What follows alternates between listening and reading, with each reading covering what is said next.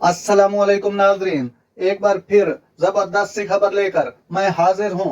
Tyre puncture होने के बाद इंतजार करते नसीम शाह को बॉलिंग कोच की हिदायत। पाकिस्तान क्रिकेट टीम के fast bowling coach Morne Morkel fast bowler Naseem Shah के सोशल मीडिया अकाउंट पर भी नजर रखते हैं। जनूबी अफ्रीका से ताल्लुक रखने वाले पाकिस्तान क्रिकेट टीम के बॉलिंग कोच ने नसीम शाह के साथ सोशल मीडिया पर दिलचस्प मजाक किया।